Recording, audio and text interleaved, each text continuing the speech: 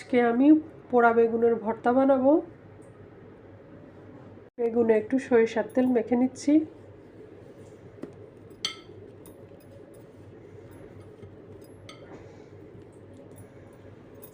চুলা জ্বালিয়ে একটা স্ট্যান্ড বসিয়ে বেগুনটা ভালোভাবে উল্টে পাল্টে পুড়ে নিতে হবে।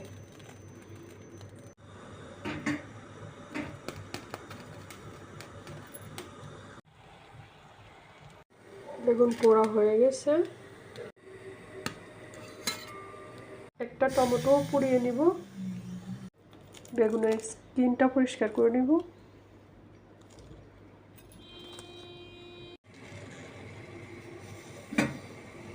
কিচেনে কি সুন্দর রোদ আসতেছে,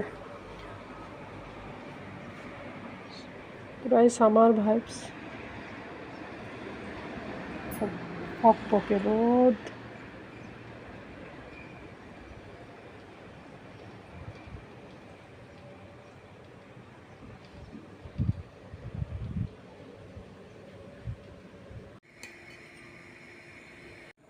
টমেটোর স্কিনটাও ফেলে দিতে হবে। একটি প্যানে তেল গরম করে 3-4 কোয়া রসুন আর কিছু শুকনো মরিচ টেলে নিতে হবে।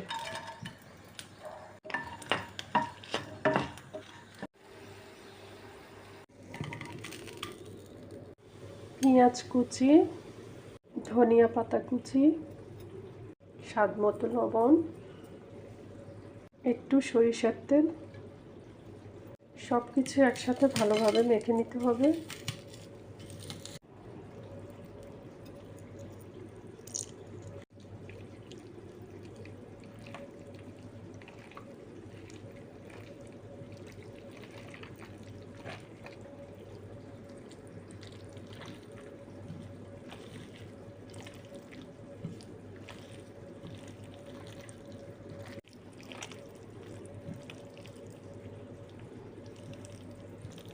ফাইনালি তৈরি হয়ে গেল পোড়া বেগুনের ভর্তা।